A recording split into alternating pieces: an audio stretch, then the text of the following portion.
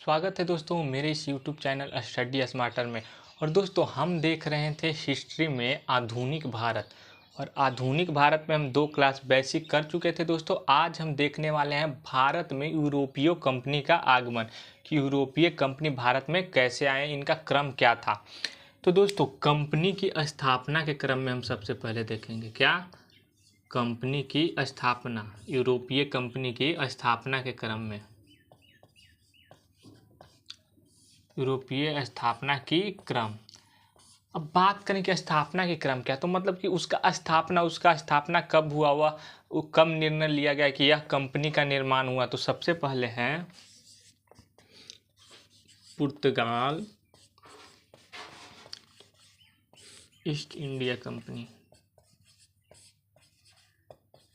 पुर्तगाल east India company. उसके बाद है British east India company, British east India company. और पुर्तगाल ईस्ट इंडिया कंपनी है पुर्तगाल का, और ब्रिटिश ईस्ट इंडिया कंपनी है इंग्लैंड का। और तीसरा है Dutch east India company, Dutch east India company. Dutch कहाँ है, यह हॉलैंड का है, हॉलैंड। वर्तमान में इसका ही नाम है नीदरलैंड। दोस्तों यह जो भारत में आने की कंपनी का क्रम हम देख रहे हैं कि भारत में सबसे पहले कौन कंपनी आया नहीं, बल्कि भारत में कौन किस कंपनी का स्थापना कब हुआ। तो सबसे पहले हुआ पुर्तगाल ईस्ट इंडिया कंपनी का। पुर्तगाल ईस्ट इंडिया कंपनी का स्थापना 1498 में हुआ। वहीं ब्रिटिश ईस्ट इंडिया कंपनी की स्थापना की बात करें तो ब्रिटिश ईस्ट इंडिया की स्थापना 31 दिसंबर 1600 ईस्वी में हुआ।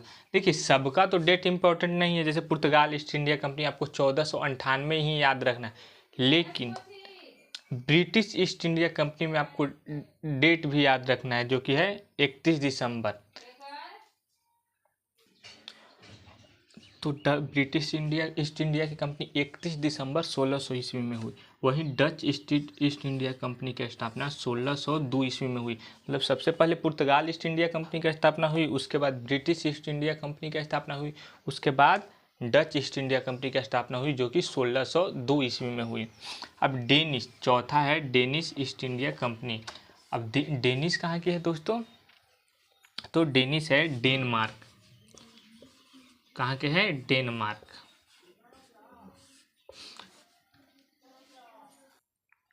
तो चौथा है डेनिश ईस्ट इंडिया कंपनी। अब डेनिश ईस्ट इंडिया कंपनी है जो यूरोप के एक देश डेनमार्क का है। और डेनिश ईस्ट इंडिया कंपनी कब आई भारत में, तो 1616 ईस्वी में। कब आई दोस्तों, 1616 ईस्वी में इसकी स्थापना हुई। और सबसे अंतिम है पांचवा फ्रांसीसी ईस्ट इंडिया कंपनी। कौन मेरे मित्रों, तो फ्रांसीसी ईस्ट इंडिया कंपनी। और फ्रांसीसी जिसमें फ्रांसीसी लगा हुआ कहाँ का होगा, तो फ्रांस का। कहाँ के है, फ्रांस का। और इसकी स्थापना 1664 ईस्वी में हुई। अब दोस्तों आपको इसको याद करना है। देखिए सबसे पहले कौन है, पुर्तगाली ईस्ट इंडिया कंपनी। कौन है दोस्तों, पुर्तगाली ईस्ट इंडिया कंपनी। तो पुर्तगाल का है। और ये स्थापना कब हुआ दोस्तों, तो 1498 ईस्वी में।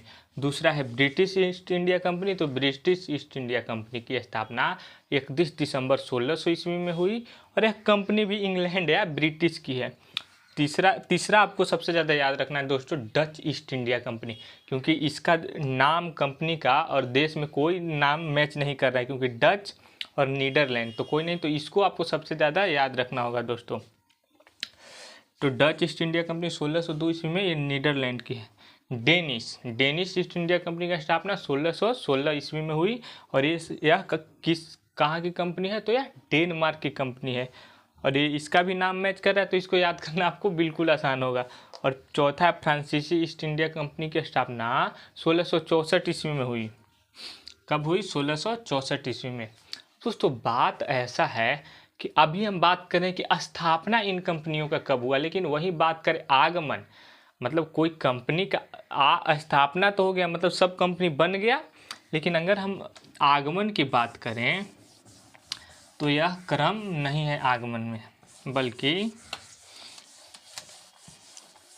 सबसे पहले कौन आया, तो सबसे पहले पुर्तगाली भारत आए। कौन आए दोस्तों, तो पुर्तगाल ईस्ट इंडिया कंपनी सबसे पहले भारत में आकर भारत से व्यापार करना शुरू कर दिए।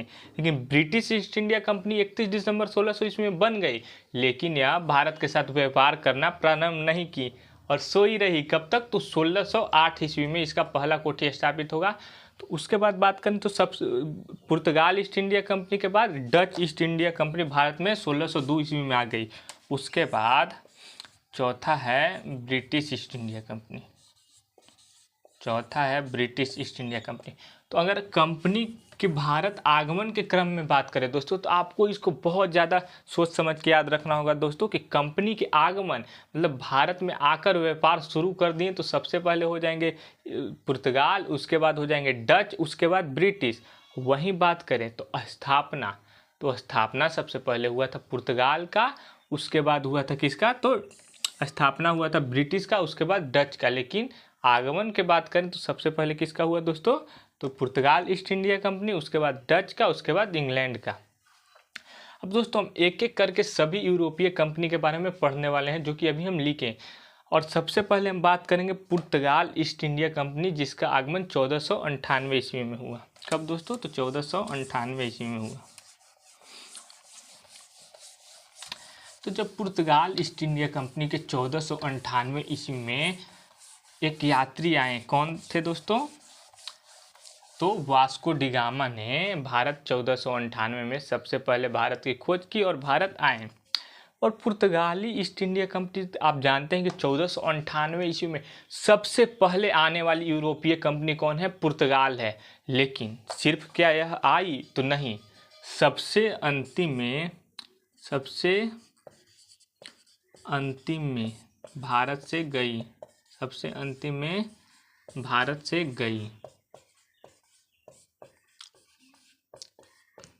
और यह है 1961। दोस्तों सोचिए, भारत 1500 मतलब 1947 में आज़ाद हो गया, लेकिन पुर्तगाल आज़ादी के 14 साल बाद भारत से गए हैं। मतलब कि 1561 में वो भी इनको कैसे भगाया गया, तो जाने के नाम नहीं ले रहे थे, लेकिन फिर भारतीयों ने सैनिक कार्रवाई के माध्यम से पुर्तगालों को खदेड़ा, नहीं तो 1561 में भी यह नहीं जाते दोस्तों। तो सबसे पहले भारत आने वाली कंपनी आपसे पूछे तो पुर्तगाल, और उसके बाद भारत से जाने वाले के बारे में पूछे तो कौन है, पुर्तगाल। सबसे पहले आए और सबसे लास्ट में गए तो पुर्तगाल। उसके बाद इसका जो नाम है इस कंपनी का, उसका नाम है एस्टादो, क्या दोस्तों, पुर्तगाली ईस्ट इंडिया कंपनी का नाम है एस्टादो द इंडिया। जो पुर्तगाली ईस्ट इंडिया कंपनी का क्या नाम है, एस्टादो द इंडिया, एस्टादो द इंडिया। क्या नाम है दोस्तों पुर्तगाली ईस्ट इंडिया कंपनी का, तो एस्टादो द इंडिया। उसके बाद बात कर लिए दोस्तों, तो अगर बात करें तो पुर्तगाल में ईस्ट इंडिया कंपनी सबसे पहले आया और सबसे अंतिम में गया, और इसका अन्य नाम एस्टादो द इंडिया है। अब दोस्तों भारत आने वाले सबसे पहला व्यक्ति कौन थे, तो 1497 ईस्वी में कौन आए, तो उनका नाम है वास्को डी गामा। क्या, Vasco D gamma, Vasco D gamma, क्या गामा, वास्को डी गामा। तो पहली बार वास्को डी गामा कब आए, 1498 ईस्वी में वास्को डी गामा पहली बार भारत आए। लेकिन वास्को डी गामा क्या भारत में एक बार आए, तो नहीं दोस्तों, वास्को डी गामा भारत में 1498 ईस्वी के बाद 1502 ईस्वी में दूसरी बार भारत आए। कब, 1502 ईस्वी में भारत आए। क्योंकि दोस्तों भारत आए तो भारत से जब ये मसालों का व्यापार किए, भारत से मसाला खरीदें तो 60 गुना फायदा हुआ। मतलब 1 लाख के खरीदे और जाके यूरोप में 60 लाख के बेचे, तो सोचे कि कितना ज़्यादा मुनाफा। इस कारण 1502 ईस्वी में पुनः कौन आए, वास्को डी गामा भारत आए। उसके बाद बात करें तो यह तीसरी बार आते हैं और यह है 1524। या तीसरी बार या पहले भी आ चुके होंगे, लेकिन उसका महत्व नहीं है। 1524, और जब यह 1524 ईस्वी में भारत आए दोस्तों, तो यह बुजुर्ग हो चुके थे, मतलब 70-80 साल के हो चुके थे। अब जब 1524 ईस्वी में आए तो इनको भारत आते ही मलेरिया हो गया। अब भारत आते ही मलेरिया होने के कारण इनको भारत में ही इनकी वास्को डी गामा की केरल के कोचीन में मृत्यु हो गई। किसकी दोस्तों? तो वास्को डी गामा की केरल की कोचीन में मृत्यु हो गई। तो आपसे पूछ सकता है कि किस फ्रांसीसी या किस पुर्तगाली गवर्नर का मृत्यु भारत में हुई, तो वह कौन है? वास्को डी गामा, जो कि 1524 ईस्वी में इनकी मृत्यु हो गई। और कहाँ हुई दोस्तों? तो भारत के केरल के कोचीन में। आपसे ऐसा सवाल पूछ सकता है दोस्तों।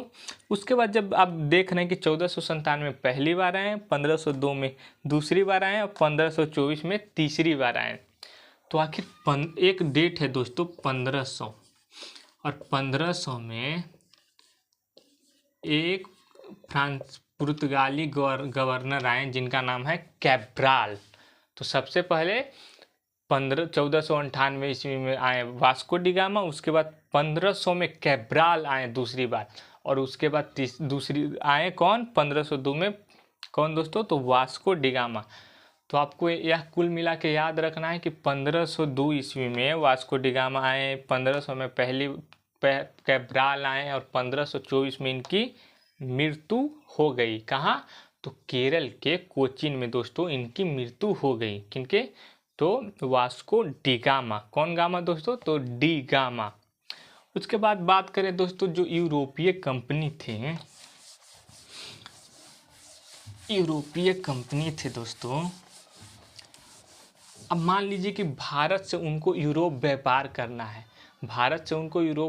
करना है, तो इसके लिए उन्हें अब वह यूरोप से सामान भारत में लाएं, यूरोपीय सामान को वह भारत में बेचते थे और भारत से सामान ले जाकर वहाँ बेचते थे यूरोप में। तो इसके लिए इन्होंने एक व्यापारिक कोठी की स्थापना शुरू की। व्यापारिक कोठी। अब व्यापारिक कोठी में होता था दोस्तों कि यूरोप से अगर एक किसी वस्तु को लाते थे तो इसमें रखते थे, और इसके माध्यम से इसका किलाबंदी किया जाता था, और इसमें सेना रखे जाते थे चारों बगल, और इसी के द्वारा, व्यापारिक कोठी के द्वारा, वहाँ से जो सामान आता था भारत, उसको भारत में बेचा जाता था, और वहाँ से आता था भारत से जो ले जाया जाता था यहाँ स्टॉक किया जाता था, उसके पश्चात इसको यूरोप में ले जाया जाता था। तो व्यापारिक कोठी समझ गए हो दोस्तों कि यह वस्तुओं का संकेंद्रण, वस्तुओं को इसमें रखा जाता था। तो आपको दोस्तों भारत में पुर्तगाल ईस्ट इंडिया कंपनी के याद रखना होगा व्यापारिक कोठी। पुर्तगाल ईस्ट इंडिया कंपनी के व्यापारिक कोठी के बारे में आपको याद रखना होगा। तो यह हमारा है प्यारा भारत, और यहीं पर सबसे पहले जहाँ पर 1503 ईस्वी में इस स्थान का नाम है कोचीन। और कोचीन कहाँ है दोस्तों? तो केरल में, जहाँ वास्को डी गामा की मृत्यु हुई थी। अब सबसे पहले कोई पूछे आपसे कि पुर्तगाली ईस्ट इंडिया कंपनी की पहली कोठी कौन है, तो वह कौन हो जाएगा? कोचीन, जो कि 1503 ईस्वी में स्थापित हुई थी। उसके बाद यहीं पर गोवा, पुर्तगाली ईस्ट इंडिया कंपनी की अगली कोठी हो गया गोवा। उसके बाद यहीं पे आगे जाएंगे महाराष्ट्र में, तो यहाँ पर है मुंबई। उसके बाद आगे जाएंगे दोस्तों तो है बेसिन, और यहीं पर है दमन, और यहाँ है दीव। तो पुर्तगाली ईस्ट इंडिया कंपनी के जो दोस्तों आमतौर पर जो यूरोपीय कंपनी आते थे तो उसके लिए भारत पूर्व में पड़ता था, तो वह भारत के यूरोपीय के एस्पेक्ट से देखें तो यह पूरब में था, तो वह ज़्यादा भारत के इन्हीं तट पे ध्यान दिए, क्योंकि यूरोप से आते थे तो यही उनका नज़दीक था, तो ज़्यादातर भारत के पश्चिमी तट पे ही ध्यान दिए दोस्तों। और उसके बाद एक बंगाल में है दोस्तों, भारत के पश्चिम बंगाल में है एक हुगली, और बांग्लादेश में है चटगांव। कौन दोस्तों? चटगांव। तो दोस्तों अब आपको याद रखना है पुर्तगाली ईस्ट इंडिया कंपनी की व्यापारिक कोठी। तो पहला है 1503 ईस्वी में कोचीन, दूसरा है गोवा, तीसरा है मुंबई, चौथा बेसिन, दमन, दीव, और चटगांव, हुगली। तो दोस्तों जब इनकी व्यापारिक कोठी स्थापित हुई दोस्तों, तो यह 1503 ईस्वी में जो कोचीन की कोठी है, यही केरल के एक राजा थे जहाँ इस क्षेत्र को त्रावणकोर कहा जाता था। और इन्हीं क्षेत्र के एक राजा थे जिन थे त्रावणकोर के राजा, उन्होंने कोचीन को छीन लिया दोस्तों। वहीं हुगली की बात करें दोस्तों, तो हुगली को शाहजहां ने छीन लिया दोस्तों। किसने? शाहजहां ने। और चटगांव को किसने छीना दोस्तों? तो औरंगजेब ने चटगांव को छीन लिया दोस्तों। और वहीं बात करें बेसिन को, तो बेसिन को मराठा साम्राज्य ने छीन लिया दोस्तों। यह हम फुली डिटेल्स में आगे हम इसको पढ़ाएंगे, अभी शॉर्ट में आप सुन लीजिए। और बात करें तो पुर्तगाली गवर्नर कौन कौन आएंगे जो महत्वपूर्ण होंगे, तो एक आएंगे सबसे पहले दोस्तों फ्रांसीसी नहीं दोस्तों, पुर्तगाली आएंगे एक अल्बुकर्क, एक आएंगे निन्नो दी कुन्हा, एगो आएंगे अल्मीडा फ्रांसीसी डी अल्मीडा, और एक आएंगे अल्बुकर्क, और एक आएंगे निन्नो दी कुन्हा। अब दोस्तों अभी हम बात करें कि 1500 में कैब्राल भारत आए थे। कैब्राल जो थे दोस्तों अरब के आक्रमणकारी, आप जानते हैं दोस्तों कि यह भारत है और भारत के इस क्षेत्र में ईरान पाकिस्तान अफगानिस्तान के क्षेत्र इधर ही अरब है। तो इधर के जो लुटेरे थे दोस्तों कैब्राल पे आक्रमण किए थे, जिसके कारण कैब्राल ने दोस्तों युद्ध लड़के इन्हें वीरतापूर्वक अरबों को खदेड़ा, जिसके कारण अरब इन पे गलत नज़र रखना छोड़ दिए और इन्हें तबाह करने की कोशिश करना छोड़ दिए। तो दोस्तों आज के लिए बस इतना ही दोस्तों, मिलेंगे नेक्स्ट क्लास में। और फ्रांसीसी मतलब पुर्तगाली गवर्नर, फ्रांसीसी नहीं दोस्तों, पुर्तगाली गवर्नर को एक एक करके देखेंगे, जिसमें है अल्बुकर्क, अल्मीडा और निन्नो दी कुन्हा, कैब्राल, इन सब को देखेंगे दोस्तों। तो आज के लिए बस इतना ही दोस्तों।